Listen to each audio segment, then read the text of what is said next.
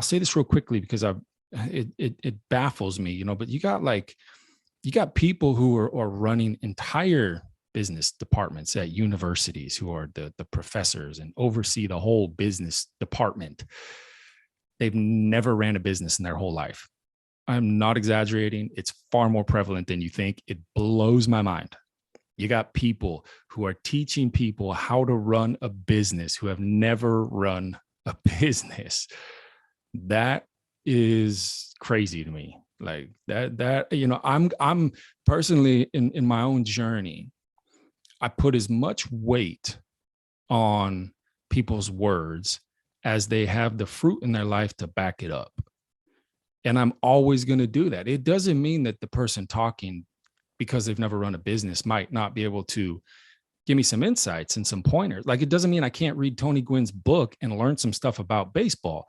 We should start there. That's great. I'm not saying don't do that. I have done that. It's extremely beneficial, but I don't know what it is I think I know until the evidence of it can be found in my life. That's the evidence of if I know it. Is it active in my life? Can you see the fruit of it in my life? That's the revealing, if I really understand and know what I'm talking about. Let me dive into this. This is Proverbs 8, verses 1, 2, and 3. Okay. It says, does not wisdom call and understanding raise her voice on top of the height beside the way where the paths meet? She takes her stand beside the gates at the opening to the city, at the entrance of the doors. She cries out. I get a picture here, Kate. Sometimes it's really, really good to just pause, slow down, and try and soak up the points being made inside of the culture that they were being made in. We don't have a gate to a city where the paths meet, where there's a gate and there's an entrance with doors in it. We don't have that. Then they did. They had walls around the city for defense purposes. They had gates where they entered. And what is this verse saying? This verse is saying that wisdom is waiting for you in the busiest places of society. That's where wisdom is waiting for you. Say, well, I'll do it. I feel called to do fill in the blank, start a business. Okay. Fill in the blank for you. I feel called to start a business, but I'm going to do it when I understand more. I'm going to do it when the time is right. I don't feel called to do it right now. I don't have what I need right now. It's all just excuses that will all hold all of us back. We've all done it, all of us, in some area of our life. But here's the thing. If a business, I was talking with someone yesterday, helping them as they're starting a business. And I was telling them, I was saying, look, if an entire business and it's fully functioning and everything at a high level, business, $1 million a year revenue, okay, was just given to you right now, chances are it would actually be detrimental to you. It would crush you. You have no idea how to run that. And it's the same thing when we're saying, when the opportunity's right, when I understand more, when I have everything I need. And basically what we're saying is like, when I have the business, then I'll do it. No. It doesn't work like that. We start slowly by branding, start slowly, a website. Well, what's my target audience? How am I going to market? What's my budget for marketing? Who is my target client?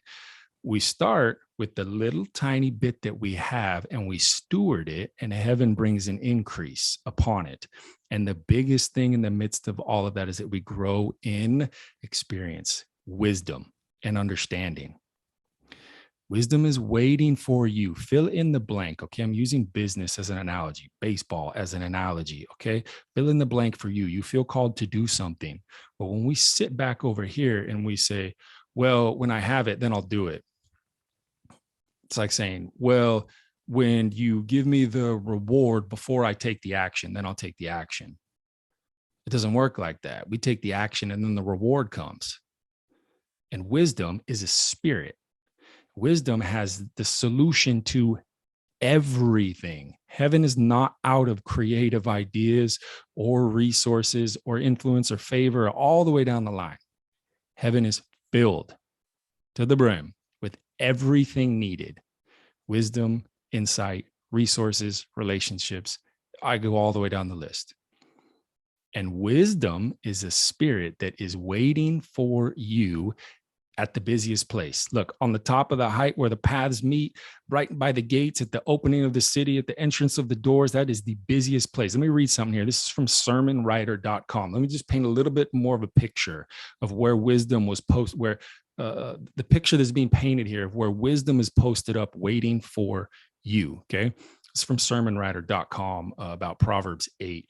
I love this. I remember reading about a theologian years, this, gosh, it's been like 12 years ago, talk about something very similar. And I've never forgot it. And sermonwriter.com here just described it very, very well. So it says, city gates are especially busy. They are the only way to enter or leave the city. So people have to go through the gates to attend to their fields during the day and return through the gates at night. City elders administer justice at the city gates. Prophets deliver prophecies there. Merchants conduct business there. The politics was done there. The prophetic insight was given there. The business, that's where the markets were. It was the busiest place. Wisdom's waiting for you right in the middle of what you feel called to do. And it's when you go, take those steps outside your comfort zone and go to that place, that's when you start learning.